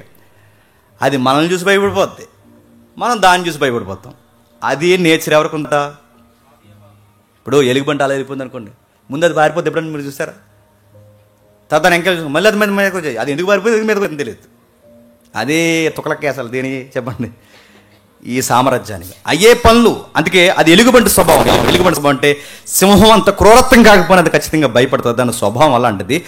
3 ప్రక్కటెముకలు ఉన్నాయట. ఎంత క్లియరెస్ట్ చూడండి. మీరు స్టీల్లో తిరగేసుకుని కావాలంటే ఎంత క్లియరెస్ట్ చూడండి. 3 ప్రక్కటెముకలు ఉన్నాయంటే 3 ప్రక్కటెముకలు దాన్ని నోటితో పట్టుకుందంట. 3 ప్రక్కటెముకలు నోటితో పట్టుకోవడం అంటే ఈ సామ్రాజ్యం దేన్నో మింగింది. ఈ సామ్రాజ్యం పక్కన 3 ఎముకలు, అటు ఇటు 3 ఎముకలు. ఈ సామ్రాజ్యం ఏదో దేన్ని అంటే దేన్నో ఆక్యుపై చేసింది. దేన్ని ఆక్యుపై చేసిందని మీరు తిరిగేస్తే ఖచ్చితమైన రుజువులు బబులోను సామ్రాజ్యాన్ని జయించిన సామ్రాజ్యం చెప్పండి. మాదీయ పార్శ్వ అదొక ఎముక. 2వది ఈజిప్ట్ను కూడా జయించిన సామ్రాజ్యం చెప్పండి. మాదీయ పార్శ్వకులు అదొక ఎముక. లిడియా సామ్రాజ్యాన్ని కూడా జయించిన సామ్రాజ్యం మాదీయ పార్శ్వ. ఇది ఏమిటంటే ఈ 3 మహా సామ్రాజ్యాన్ని జయించిన మేధాశక్తి కలిగిన సామ్రాజ్యం మాదీయ పార్శ్వకులు. పక్కటెముకలను అలా నోటుతో పట్టుకుందంటే దాని అర్థం ఏంటో తెలుసా? పక్కటెముకలు నోటుతో పట్టుకుందంటే 3 సామ్రాజ్యాన్ని మింగింది. ఇది కాదని చెప్పండి స్త్రీలో. చరిత్రలో బైబిల్లో రాసినట్టు లేదని చెప్పండి స్త్రీలో. దానియేలు ఏదైతే చెప్పాడో అన్నట్టుగానే ఖచ్చితంగా చరిత్రలో ఎలుగుబంటి స్వభావం కలిగిన మెడోపెర్సియన్స్ ఈజిప్ట్ను కొట్టారు, బాబిలోనియన్స్ కొట్టారు, లిడియాను కొట్టారు. ఈ 3 సామ్రాజ్యాన్ని నోటిని గరిసి మట్టి గరిపించేశారు ఆ సామ్రాజ్యాన్ని. ఇది హిస్టరీ. ఇంకేం చెప్పాడు? దీని స్వభావం ఇంకా మార్చి, దీని స్వభావాన్ని ఇంకా మాట్లాడుతూ, వాడి స్వభావం ఇంకా ఎలా పరిపాలించిందో 8వ అధ్యాయంలో కూడా వచ్చేసాడు. ఎవరిని? మాది ఇదే దానియేలు గ్రంథం అంతా హిస్టరీ ఇదేగా. 8వ అధ్యాయంలో ఏం చెప్పాడు ఒకసారి చూడండి. ఎందుకన్నా మంచిది ఒకసారి చూద్దాం. 8వ అధ్యాయం 3వ వచనం త్వరగా ముగించేద్దాం. 8వ అధ్యాయం 3వ వచనం. నేను దర్శనమును చూచుచున్నప్పుడు నేను యాలామను ప్రదేశ సంబంధము సోసానను పట్టణపు నగరములో ఉండగా దర్శనము నాకు కలిగెను. ఏదో నది ప్రక్క ఉన్నట్టు ఓలయ్యను నది పక్క ఉన్నట్టు నాకు దర్శనము కలిగెను. నేను కన్నులెత్తి చూడగా ఒక పొట్టేలు ఆ నది పక్క నిలిచి ఉండెను. దానికి 2 కొమ్ములు. ఆ కొమ్ములు ఎత్తైనవి గాని ఒకటి రెండవ దానికన్నా ఎత్తుగా ఉండెను. మళ్ళీ చూడండి, ఎత్తుగలది, దానికి తర్వాత మొలిసినది. ఇక్కడ ఏదో రాస్తున్నాడు చూడండి, మీకు కనబడుతుందో లేదో. మాదియ పాఠకుల కొరకు రాస్తూ దానియేలుకి దర్శనం వచ్చిన విధానం లేదా ఆ ప్రభుత్వానికి దర్శనం వచ్చిన విధానాన్ని రాస్తూ ఏదో నది పక్కన ఏదో నిలబడినట్టు నాకు కనబడుతుందయ్యా. ఆ నది పక్కన ఆరో దర్శనం వచ్చింది. ఆ నది పక్కన ఏదో దుప్పి పొట్టేలు ఉన్నట్టు నాకు కనబడుతుంది. అది కనబడినప్పుడు ఏంటి నాకు అర్థం కావట్లేదు అన్నప్పుడు దాని ఎక్స్ప్లెనేషన్ అంటే మనకి హిస్టరీ ఇది అని నేమ్స్ ఉండవు, కానీ హిస్టరీ ఇది జరగబోతుందని మాత్రం ప్రూఫ్ ఇంటి ఎక్కడ ఉంది చెప్పండి. ఇదే 8వ అధ్యాయంలో ఉంది. అంటే నీకు నేమ్స్ డైరెక్ట్ లేకపోవచ్చు, కానీ ప్రింట్ మాత్రం ఎక్కడ ఉంది చెప్పండి. విచిత్రం ఏంటి చెప్పనా? అప్పటికి చరిత్ర జరగలేదు, అది విచిత్రం. ఇంకా జరగలేదు, జరగక ముందే ఏం జరగబోతుందో రాశాడు, అది విచిత్రం. 2 కొమ్ములు వచ్చాయట. ఆ 2 కొమ్ములు ఏంటో తెలుసు, అక్కడ రాస్తున్నారు చూడండి. ఆ 2 సామ్రాజ్యాలు ఇద్దరు పెద్ద రాజులు పెహన వాళ్ళ నాటలు నిలబడ్డారు, బలవంతులు. మాదీయుల నుంచి పుట్టుకొచ్చిన వాడేమో దర్యావేస్. నెక్స్ట్ మాదీయుల నుంచి పుట్టుకొచ్చిన వాడు దర్యావేస్ అయితే, పారసికుల నుంచి పుట్టుకొచ్చిన సుపరిచితమైన రాజు చెప్పండి సైరస్ కొరేస్. ఆ కొరేసు పరిపాలన ఎలా ఉందో యెషయా గ్రంథాల్లో కూడా ఆయన పరిపాలన ఎలా పరిపాలిస్తారు. తూర్పు దేశం నుంచి ఒక మహారాజుని రప్పించబోతున్నాను, ఒక పక్షి రాజు రాబోతున్నాడని. తూర్పు దేశం నుంచి ఒక పక్షిరాజు రాబోతున్నాడు రాశాడే. ఆ తూర్పు దేశాల పక్షిరాజు ఎవరో తెలుసా? కొరేస్. మన ఆఫ్ఘనిస్తాన్ పరిసర ప్రాంతాల వరకు, మన ఇండాస్ వాల్యూస్ ఏదవుతుందో ఇక్కడ సివిలైజేషన్ వరకు ఎవరి పరిపాలన జరిగిందో తెలుసా? కొరేస్. ఆయన శాసనాలు ఇక్కడ దొరికినాయి మొన్న, ఆయన చరిత్ర మొన్న ఇక్కడ దొరికింది. ఇక్కడ అంటే ఇక్కడ వరకు అంటే ఆ మాదీయ పారసీకుల తర్వాత ఎలా పరిపాలించబోతున్నారు. 2 కొమ్ములు అంటే బాగానే పరిపాలిస్తారు, తర్వాత కొమ్ములు వస్తాయి వీళ్ళకి. ఆ కొమ్ములు అంటే అధికారానికి గుర్తు. కొమ్ము అంటే అధికారం కదా. ఆ కొమ్ములు అధికారం. ఆ 2 కొమ్ములు వస్తాయి. ఆ 2 కొమ్ములు 2 కొమ్ములకు విడిపోతాయి. ఒకటి దర్యావేసు, 2 కొరేస్. ఇక చూడండి, ఆ తర్వాత వీళ్ళకి పడక గుసగుసలు స్టార్ట్ అయ్యాయి కనుక ఆ గుసగుసలు ఎప్పుడైతే స్టార్ట్ అయ్యో శత్రువుకు బలం అవుదా? ఎప్పుడు టీమ్స్ ఇలాగే పడిపోతాయి. టీంలో యూనిటీ లేకపోయిందో శత్రువుకి బలం దొరికినట్టే కదా. అదే చేశారు వీళ్ళు. టీమ్గా ఫామ్ అయ్యి జంట ఉమ్మడి ప్రభుత్వాలుగా పరిపాలిస్తున్న వీళ్ళకి తర్వాత ఉమ్మడి ప్రభుత్వంలో గుసగుసలు స్టార్ట్ అయ్యాయి కనుక ఆ తర్వాత బలం వచ్చింది. ఆ బలం పొందుకున్న తర్వాత సామ్రాజ్యమే చెప్పండి, అర్థమైన వాళ్ళు చెప్తారు. గ్రీకు సామ్రాజ్యం, the great Alexander. The great అన్నాం కదా, ద గ్రేట్ని ఇక్కడ రాశాడు. ద గ్రేట్ అలెగ్జాండర్ కోసం ఇక్కడ రాశాడు. ఒకసారి చూడండి, ఒకసారి త్వరగా లుక్ చేసి ముగించేద్దాం. 2వ అధ్యాయం దాని గ్రంథం 2వ అధ్యాయం 32వ వచనం. దానియేలు గ్రంథం 2వ అధ్యాయం 32వ వచనం. ఆ ప్రతిమ యొక్క శిరస్సు మేలిమి బంగారమయమై దాని ఉదరము తొడలు ఇత్తడివియు, దాని మోకాళ్ళు ఇనపవియు, దాని పాదములో ఒక భాగం ఇనుపు అని చెబుతూ ఆ 32లో వివరణిస్తూ 39లో ఏం చెప్తున్నట్టు చూడండి. అదే 2వ అధ్యాయం 39 వచనం. తాము చనిపోయిన తర్వాత తమ రాజ్యము కంటే తక్కువైన రాజ్యం ఒకటి లేచును. అటు తర్వాత లోకమంతా బాగా లోకమంతా ఏలినట్టి 3వ రాజ్యం ఒకటే లేచును. నిజంగా మీకు ఎంత విచిత్రంగా ఉందో ఆ పదం నాకు తెలియదు, కానీ ఎంత విచిత్రంగా మీకు ఏ పెన్ ఉంటే ఆ పెన్ అండర్లైన్ చేయండి. ఎలా జ్ఞాపకం అలా జ్ఞాపకం పెట్టుకోండి. దానికి ఐఎంపీ పెడతారో ఇంకే ఎంపీ పెడతారో ఎమ్మెల్యేని రాసుకోండి, ఏది రాసుకోండి. మొత్తం మీద 3వ సామ్రాజ్యం విస్తరిస్తుంది అని రాశాడు. ఎంత బాగా రాశాడు చూడండి. అది లోకమందంతటా మీరు చనిపోయిన తర్వాత అది తక్కువైనను అది చాలా లోకమందంతటా విస్తరి 7 yearsలో బాగా వినాలి. 7 సంవత్సరాల్లో ప్రపంచాన్ని చుట్టేసిన సామ్రాజ్యం చెప్పండి గ్రీకు సామ్రాజ్యం, ద గ్రేట్ అలెగ్జాండర్. 7 yearsలో కొట్టాడు ప్రపంచాన్ని. 7 సంవత్సరాలు, చిన్న వయసు 33.5 సంవత్సరాలు. అంటే మన ఏజ్ ఏదైతుందో ఇప్పుడు మనం చూస్తే మనం కనబడుతున్నాగా 34, 33 ఈ మధ్యస్థంలో, అంటే 35 సంవత్సరాల లోపే ప్రపంచాన్ని ఒక యవనస్తుడు జయించేసాడంటే వాడి దిట్టేంటి, వాడి యూరోచితమైన కార్యాలేంటి, వాడి పరుగేంటి, వాడి యొక్క స్థితిగతులేంటి, వాడి యొక్క యుద్ధ శైలేంటి. ఇంకా అలెగ్జాండర్ పుట్టలేదు అప్పటికి. అలెగ్జాండర్ పుట్టాడా? అలెగ్జాండర్ ఏంటి, గ్రీకే పుట్టలేదు అప్పటికి. గ్రీకే లేదు, ఆ సౌండే లేదు. అలాంటి టైంలో గ్రీకు సామ్రాజ్యం ఇంకా లేని టైంలోనే ఆ సామ్రాజ్యం ఎంత విస్తరించబోతుందో రాశాడు చూడండి. లోకమంతటా పరిపాలిస్తుంది. ఇది దేంతో పోల్చాడంటే దీని పేరు ఎత్తడి అన్నాడు. ఎత్తడి.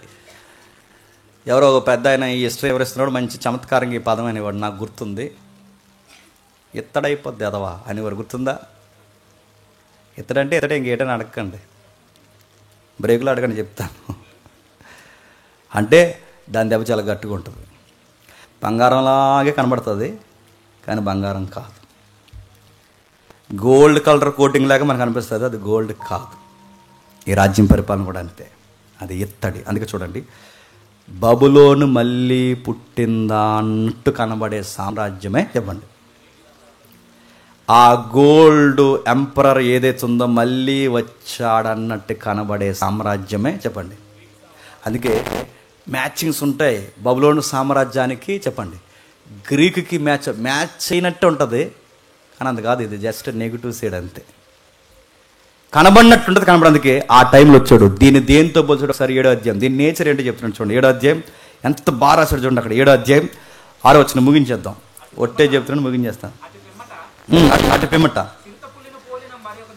చిరుతపులను పోలిన మరొక జంతువుని చూసి తిని దాని వీపున పక్షు రెక్కల వంటి 4 రెక్కలుండెను, దానికి 4 తలలుండెను. బాగా 4 రెక్కలు 4 తలలు, దాని పేరు సిరుత.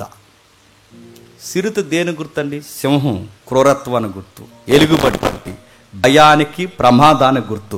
సిరుత పులి దేనికి గుర్తు? అది చూసి చెప్పకండి, పీడిఎఫ్ లేకూడదు మీకు. దేనికి గుర్తు? వేగానికి గుర్తు. సిరుత దానికన్నా వేగంగా పరిగెట్టేది ఉందా? ఎంత వేగంగా సామ్రాజ్యం పరిగెట్టిందంటే 7 yearsలో ఎవడైనా ప్రపంచాన్ని చుట్టగలడా? అందుకే దాని పేరు సిరుత. 7 సంవత్సరాల్లో ప్రపంచాన్ని తాటి మీద తీసుకొచ్చేసి సముద్రంలో మెడిటేరియన్ సీ దగ్గర నిలబడి అలెగ్జాండర్ ఇలా అన్నాడు, ఓ సముద్రమా సముద్రమా, నువ్వు నీరైపోయావు కనుక నిన్ను వదిలేశాను కానీ నువ్వు కూడా నేల అయితే నిన్ను కూడా జయించి పడేద్దను, సముద్రమా సముద్రమా అన్నాడు. ఎవరు? The great Alexander.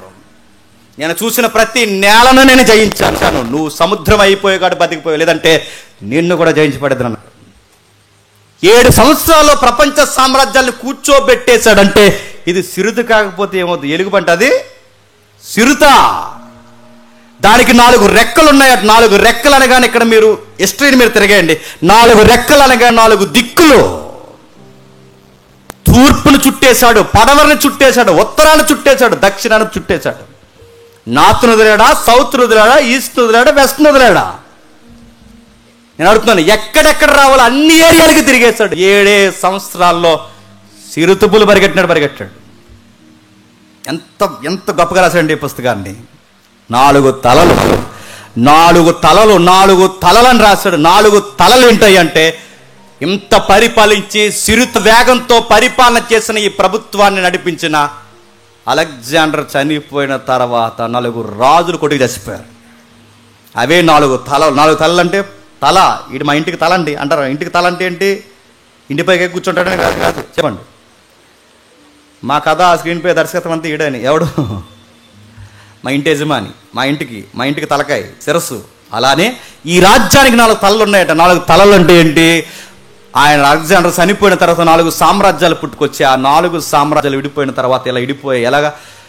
మాసిడోనియా, అది యుగోస్లేవియా, అలా విడిపోయాయి. ఆ తర్వాత ట్రేస్, తర్వాత ఈజిప్ట్, తర్వాత సిరియా. ఎంత బాగుందండి హిస్టరీ. 400 సంవత్సరాల చరిత్రలో దేవుడు మౌనంగా ఉన్నాడంట. ఆయన మౌనంగా లేడు. నడిపించాల్సిన చరిత్రని సింహాసనం మీద కూర్చుని రాస్తున్నాడు. గడ్డం కింద చెయ్యెట్టుకుని ఎవడెవడ దిగాలో ఎవడెవడ ఎక్కాలో కౌన్సిల్లో కూర్చొని డిసైడ్ చేస్తున్నాడు. డివైన్ కౌన్సిల్ ఒకటి అక్కడ రన్ అవుతుంది. ఆ కౌన్సిల్లో రన్ అయింది, అక్కడ శాసనం స్థిరపడింది. ఎక్కడ ఏ సింహాసనం మీద ఎవడ కూర్చోవాలో ఎక్కడ డిసైడ్ అవుద్ది. ఎలక్షన్ ఇంకా జరగకముందే సీఎం ఎవడవ్వాలో ముందు ఎక్కడ జరుగుతుంది చెప్పండి. ఆ చరిత్ర చెప్పిన క్లాసులు వినండి వీలైతే మీకు. అంటే అదృశ్యలోకంలో డిసైడ్ అయిన జడ్జిమెంటే దృశ్యలోకంలో ప్రాక్టికల్గా జరుగుద్ది. ఇది మీరు నమ్మినా నమ్మకపోయినా మీరు బైబిల్ని చూస్తే విస్తుపోయే విషయాలు ఉన్నాయి. ఈడేకి వచ్చాడండి ఈ పరిపాలనలోకి, ఈడెందుకు వచ్చాడు నువ్వు అనుకుంటే రాలేదురా అయ్యా, కౌన్సిల్ అందుకుని కనుక వచ్చారు. అప్పుడు చూడండి ఈడే గెలుస్తాడు కూడా, కానీ ఆడికి వెళ్ళడం ఈడు గెలుస్తాడు. ఎందుకు చెప్పినా ఒక గాలి మాదిరి ఫ్లో అలా వెళ్ళిపోద్ది. ఓటింగ్ అంతా వెళ్ళిపోయింది కాదు చెప్పండి, గాలి వదిలాడు. మీకు అర్థమవుతుంది, అర్థమవుతుందండి. కొన్ని ఆయన కలగ చేసుకుంటాడు, ఖచ్చితంగా కలగ చేసుకుంటాడు. ముగించేస్తాను నిజంగానే. 8వ అధ్యాయం ఒకసారి చూడండి. 8వ అధ్యాయం దీన్ని 8వ అధ్యాయం 5వ వచనం. నేను మళ్ళీ ఈ సంగతి ఆలోచించుచుండగా ఒక మేకపోతు పరమట నుండి వచ్చి కాళ్ళు నేల మోపకుండా భూమి అందంతటా పరుగులెత్తను. దాని 2 కన్నుల మధ్య ఒక ప్రసిద్ధమైన కొమ్ము ఉండెను.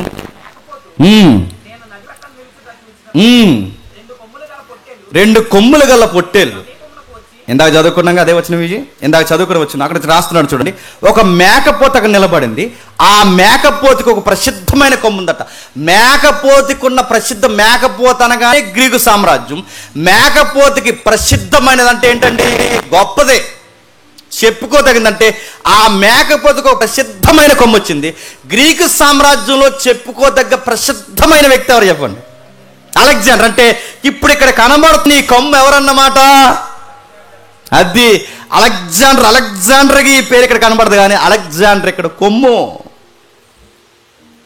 ఎంత చూడండి, దీన్నే దర్శన రీతిగా దేవుడు చరిత్ర వివరించిన విధానం అంటారు. దీన్నే అపోకాలిప్టిక్ అనే భాష ఉంది చూసారా, దీన్నే అంటారు. అంటే ఒక అర్థం కాని విషయాన్ని అర్థమైన దృశ్యాలతో వివరించే పరిభాష. అందుకే ఆ మేకపోతుకు మెలిసిన ఆ ప్రసిద్ధమైన కొమ్ము ఎవరంటే అలెగ్జాండరు. ఆ అలెగ్జాండర్ మరణం తర్వాత మళ్ళీ 4 ప్రసిద్ధమైన కొమ్ములు వచ్చాయట. మళ్ళీ 4 ప్రసిద్ధమైన కొమ్ములు. అలెగ్జాండర్ చనిపోయిన తర్వాత మళ్ళీ 4 ప్రసిద్ధమైన కొమ్ములు ఏమొచ్చాయట? ఇందాక చదువుకున్నాక 4 సామ్రాజ్యాలు. అదే మనం చదువుకున్నది. ఆ 4 సామ్రాజ్యాలు మాసిడోనియా, ట్రేస్, ఈజిప్ట్, సిరియా. ఈ 4 సామ్రాజ్యాలు మళ్ళీ ఈయన చనిపోయిన తర్వాత ఈ కొమ్ములకు పెత్తనం వచ్చింది.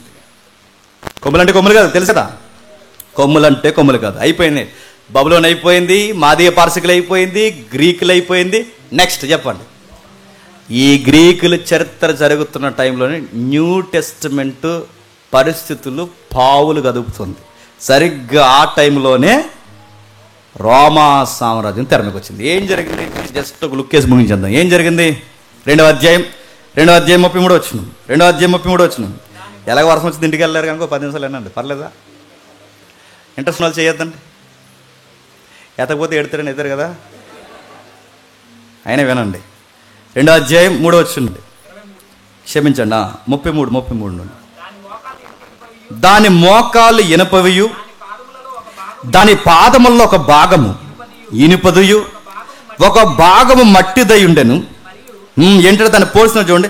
దాని మోకాళ్ళు ఇనుపవియు, దాని పాదాలు ఒక భాగం ఇనుపది, ఒక భాగం మట్టిది. అంటే ఇది పూర్తిగా మట్టనే చెప్పలేము, అలా అని ఏంటది ఇనుమని చెప్పలేం.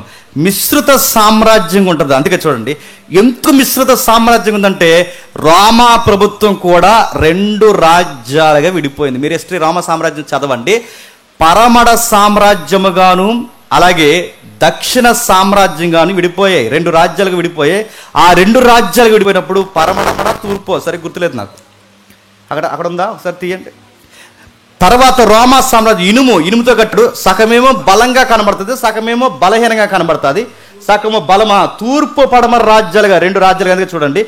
ఒకటి ఇనుముగా కనబడుతుంది, ఒకటి మట్టిగా కనబడుతుంది. ఇనుము మట్టిగా ఎందుకు కనబడుతుంది? ఒక రాజ్యమేమో బలంగా ఉంది, ఒక రాజ్యమేమో బలహీనంగా ఉంది. ఈ బలము బలహీనులుగా ఉన్న ఇద్దరు కలిసి పరిపాలన చేస్తారు. ఆ ఇద్దరు కలిసి చేసిన పరిపాలనే రోమ పరిపాలన. అందుకే చూడండి రోమ పరిపాలన మీరు ఎప్పుడైనా చూసలేదు. స్టేట్ గవర్నమెంట్ ఏమో బాగున్నట్టు కనబడుతుంది, సెంట్రల్ ఏమో బాగున్నట్టు కనబడుతుంది. సెంట్రల్లో బాగుంది అనుకుంటే స్టేట్లో బలహీనమైన నాయకులు ఉంటారు. మీరు చూసారు లేదో, రోమ ప్రభుత్వం పరిపాలిస్తున్నప్పుడు వాళ్ళ స్టేట్లో బలహీనమైన నాయకులు ఎవరెవరు? ఏ రోజు ఇంకా చెప్పండి.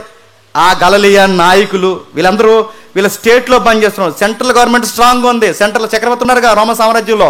ఆ చక్రవర్తి అందుకే చూడండి, కొన్ని తెగన్న కేసులు సెంట్రల్కి తీసుకెళ్లేవారు. కొన్ని తెగన కేసులు, ఆ తెగన్న కేసులో ఒక కేసే చెప్పండి, ఇందాక అన్న వివరించాడుగా పౌలు గారిది. ఆ కేసు కింద తేలలేదు, గవర్నర్ చక్కబెట్టలేకపోయారు. ఆ ఫిలిప్స్గా ఎవరైతే ఉన్నాడుగా ఈ అగ్రిప్ప ముందు ఈ పేస్తు కానీ అగ్రిప్ప కానీ ఈ గవర్నర్స్ ఈ కేసులు చక్కబెట్టలేకపోయారు. ఈ తెగంటే సెంట్రల్లో తేలిన కేసుల్ని క్షమించండి స్టేట్లో తేలిన కేసుల్ని సెంట్రల్ తీసుకెళ్ళి, అందుకే సెంట్రల్ స్ట్రాంగ్ ఉంటేనేమో స్టేట్ వీక్గా ఉండేది. అందుకే ఈ రాజ్యాన్ని ఎలా పరిపాలించాడు, ఎలా పోల్చాడు? ఒకటి వినుము, రెండు మట్టి. ఇది తూర్పు పడమర రాజ్యాలకు విడిపోయింది. అది 364లో జరిగింది. సరిగ్గా ఆ పరిపాలన టైంలోనే చెప్పండి క్రొత్త నిబంధన స్టార్ట్ అయింది. అర్థమవుతుందో లేదో, ఇంత హిస్టరీ జరిగింది. ఈ హిస్టరీ మీద ఎంతో కొంత అవగాహన ఉంటేనే చెప్పండి క్రొత్త నిబంధన అర్థమవుద్ది. జస్ట్ హిస్టరీ టచ్ చేసాం, ఇంకా చాలా ఉంది మనకి. ఇంకేముంది బాగా వినండి. బబులోన్ అయిపోయింది, మాదీయ పార్సికులు అయిపోయింది, గ్రీకులు అయిపోయింది, రోమన్స్ ఏంటో చూసాం, వాళ్ళ మిశ్రిత సామ్రాజ్యం ఏంటో చూసాం, వాళ్ళ పరిపాలన కూడా ఎంత క్రూరంగా ఉందో చూసాం. వాళ్ళను కూడా పోల్చాడు. అది అర్థం కాని విచిత్రమైన క్షమించండి వాళ్ళని పోల్చాడు. ఇత్తడితో ఇనుముతో క్షమించండి ఇనుముతో మట్టితో పోల్చాడు. వాళ్ళకి జంతువు పోలికి ఇవ్వలేదు, కానీ వాళ్ళ నేచర్ మాత్రం విచిత్రంగా ఉంటుంది. కానీ ఒక విచిత్రమైన జంతువుని మాత్రం పోల్చాడు. ఎక్కడ పోల్చాడు? 7వ అధ్యాయం చూడండి ఒకసారి. 7వ అధ్యాయం ఇప్పుడు జరిగేది బాగానండి. ఇవి అయిపోయాయి, 4 అయిపోయాయి. బబులోను, మాదియా, గ్రీకు, రోమన్స్ అయిపోయారు. ఇప్పుడు మన టైం లైన్ వచ్చింది. మన టైంలో అంటే ఇప్పుడు నెక్స్ట్ ఏం జరగబోతుంది అంటే, నెక్స్ట్ ఎలాంటి ప్రభుత్వాలు రాబోతున్నాయి, భవిష్యత్ ఏం జరగబోతుంది రాశాడు. మీకు స్ట్రైక్ అయితే ఒక రెఫరెన్స్ గుర్తు రావాలి. ఆ రెఫరెన్స్ చెప్తున్నా, యెరూషలేము అన్యుల పరిపాలన జరిగంటే యెరూషలేము అన్యుల చేత తొక్కుబడిన కాలము సంపూర్ణమయ్యేంత వరకు యెరూషలేముకి విడుదల లేదన్న ఒక రెఫరెన్స్ లూకా రాశాడు. మీకు గుర్తుందా? అసలు చదవలేదా? అది గుర్తుందా లేదా? ఆ రెఫరెన్స్కి ఈ కాలాలకి సంబంధం ఉంటుంది. ఆ రెఫరెన్స్కి వెళ్ళే ముందు ఒక్కసారి దానియేలు 7వ గ్రంథం 7వ అధ్యాయం తీయండి ఒకసారి. 7వ వచనం, దానియేలు గ్రంథం 7వ అధ్యాయం 7వ వచనం. పిమ్మట రాత్రి యందు నాకు దర్శనము కలిగినప్పుడు నేను చూస్తుండగా 4వ జంతువు భయంకరంగా ఒకటి నాకు కనబడింది. దానికి ముందుగా ఉండిన జంతువులు ఎన్ని జంతువులు ఉన్నాయి? దానికి ముందు ఎన్ని జంతువులు ఉన్నాయి చెప్పండి? 4. దాని ముందున్న 4 జంతువులు ఏంటో మనకు తెలుసు. సింహము, ఎలుగుబంటి, చిరుత, ఇంకోటి ఏదో చూసాం, పొట్టేలు, కొమ్ముగలము. ఈ 4 జంతువులకి విచిత్రమైన జంతువు. ఇది చిరుత అని చెప్పలేం, సింహం అని చెప్పలేం, ఇది అదని చెప్పలేం, ఇదని చెప్పలేం, ఏది చెప్పలేం. అడిగాను కదా, నాకు ఏదో జంతువు చెప్పారు, ఏదో చెప్పలేం. నడుగుతాను, విచిత్రంగా ఉంది. 3వ వచనమా? 3 జంతువులు. దాని ముందున్న 3 జంతువులు పోలి ఇప్పుడు విచిత్రమైన జంతువు వస్తుంది. ఈ జంతువులు 3 సామ్రాజ్యాలది పరిపాలన తర్వాత ఎలాంటి జంతువు వస్తుందంటే దాని నేచర్ చెప్పలేమంట. అది ఎలా ఉందో చెప్తున్నాడు చూడండి. నేను చూస్తుండగా ఘోరము, భయంకరము 4వ జంతువు ఒకటి బయటకు వచ్చింది. అది తనకి ముందుగా నుండి ఇతర జంతువులకు భిన్నమైనది. అది మహాబల మహత్యము గలది. దానికి పెద్ద ఇనుప దంతములు 10 కొమ్ములుండెను. అది సమస్తమును భక్షించిన. దీన్నే బైబుల్ కామెంటేటర్స్ ఎవరైతే ఉన్నారో, బైబుల్ వ్యాఖ్యానకర్తలు దీన్నే యూరోపియన్ యూనియన్ ఎలానే ఫామ్ అవ్వబోతుందని ఈ రెఫరెన్స్ని బట్టే భవిష్యత్తు చెబుతారు. పెద్దలు చెప్తారు, పెద్దలు నవతరం పండితులు కూడా దీన్ని. అందుకే చూడండి, 10 సామ్రాజ్యాలు తెర మీదకి రాబోతున్నాయి. ఇప్పుడు బాగున్నది మన వరకు యుఎన్ఓ ఐక్యరాజ్య సమితి కోసం చదువుకున్నాం. ఇప్పుడు యుఎన్ఓ ఒకటి ఉందా? ఎన్ని ఉన్నాయి? అరబ్బులకు ఒకటి ఉంది, అగ్రరాజ్యాలకు ఒకటి ఉంది, ఆ తర్వాత ఈ గేమ్స్కి ఒకటి ఉంది. నెక్స్ట్ రాబోయేదంటే ఇప్పుడు యూరోపియన్ యూనియన్ రాబోతుంది. రేపు పొద్దున్న వాళ్ళు వచ్చి వాళ్ళ పరిపాలన ఏం చేయబోతున్నారంటే, మొత్తం ఎంటైర్ ప్రపంచాలను వాళ్ళ గ్రిప్లో పెట్టుకుని మొత్తం అందరికి ఒకటే మనీ ఇవ్వాలనుకునే పావులు కలిపే రాజకీయాలు వాళ్ళు చేస్తున్నారు. తెలుసా? ఇండియాలో ఉన్న రూపాయి అక్కడ మారదండి, అక్కడ ఉన్న రూపాయి ఇక్కడ కాదు, ఎక్కడైనా ఒకటే కరెన్సీ. ఇది ఒకటి ప్లాన్ చేస్తున్నారు తెలుసా? ఇలాంటిది ఒకటి రాబోతుంది తెలుసా? అక్కడ వాళ్ళు ఎక్కడ వాళ్ళు కాదు, అందరికి ఒకటే ఆధార్ కార్డు ఇవ్వాలని డిసైడ్ అవుతున్నారు తెలుసా. ఇంకా అడ్వాన్స్ టెక్నాలజీ రాబోతుందంటే దానియేలు ఆ రోజు ఆ విషయాల వరకు చెప్పలేదు. యేసు రెండవ రాకడకి ముందు అన్యుల పరిపాలన, రాజుల పరిపాలన, రాజ్యాల పరిపాలన, కూటమి పరిపాలన ఎలా జరుగుతాదో చివరి పరిపాలన కూడా చెప్పేశాడు.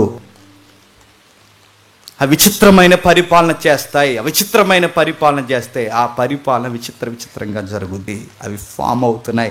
దాన్ని ముందున్న జంతువుల కన్నా విచిత్రంగా పరిపాలిస్తుంది. విచిత్రం కాదండి ఇప్పుడు ప్రభుత్వాలు, విచిత్రం కాదు చెప్పండి. అప్పుడున్న ప్రభుత్వాలకి ఇప్పుడున్న ప్రభుత్వాలకి ఎంత విచిత్రం ఉందండి. ఇప్పుడు యుద్ధం చేయాలంటే ఒక నీతి ఉండేది.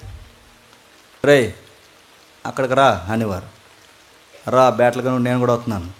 ఇద్దరు వెళ్ళాలి, ఇద్దరు కొడుకుని ఎవడు గెలిస్తే ఆడొచ్చి మనల్ని వెళ్ళిపోయాడు, మనలాంటి సామాన్యులు. అది నీతి. యుద్ధం చేస్తే నువ్వు అక్కడికి రా, నీ సైన్యాన్ని తీసుకుని మేము అక్కడికి వస్తామని అక్కడికి వెళ్ళి కొట్టుకుని తర్వాత మనలాంటి సామాన్యులు. ఇప్పుడు ఆడీడు గొడవ పెట్టుకుని ఇద్దరు మన మీద బాంబు వేసేస్తున్నారు.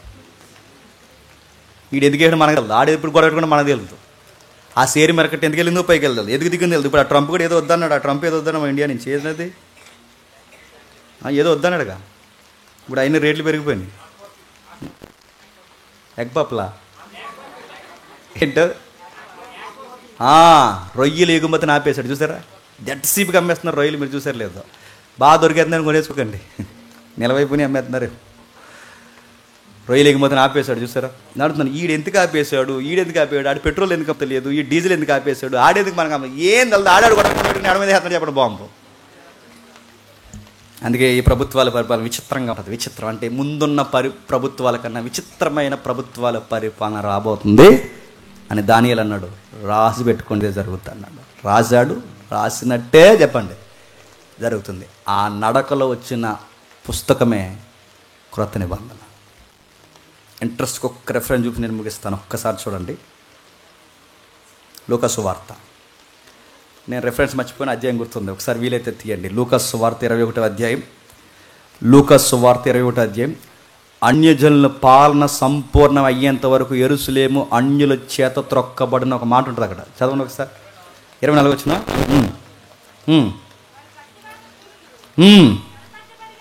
చెరపెట్టుకొనిన వారే సమస్తమైన అన్యజనుల మధ్యకు పోదురు.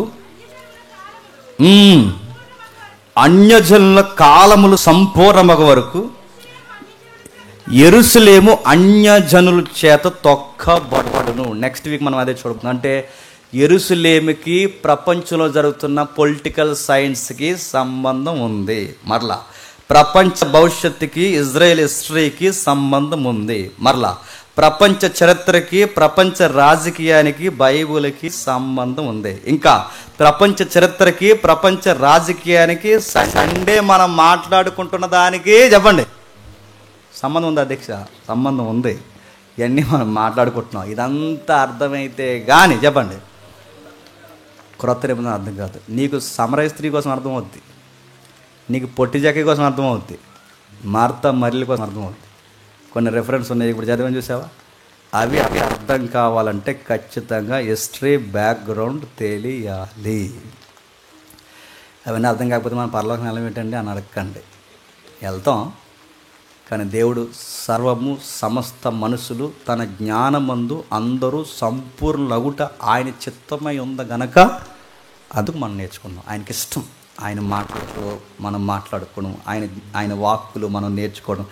దేవుడు ఎందుకు ఇది రాయించాడని అది అర్థమయ్యేంత వరకు మంకు పట్టుతో కూర్చోవడం, ఈ స్టైల్ ఉంటుంది చూసారా, ఆయనకి ఇష్టం. అందుకే ఆయన ఇష్టాన్ని నెరవేర్చడానికే ఏం జరిగిందో మనం నేర్చుకుందాం. ఎంత ఆధారపూరితమైన పుస్తకం మన కళ్ళ ముందు ఉన్నప్పుడు మనం ఎంత దాన్ని చెప్పండి. ఈ హిస్టరీ రైట్ అయినప్పుడు, ఈ పర్సనల్ రైట్ అయినప్పుడు, ఇందులో ఉన్న ప్రతిదీ వాస్తవమైనప్పుడు దీని వెనుకున్న దేవుడు కూడా చెప్పండి వాస్తవం.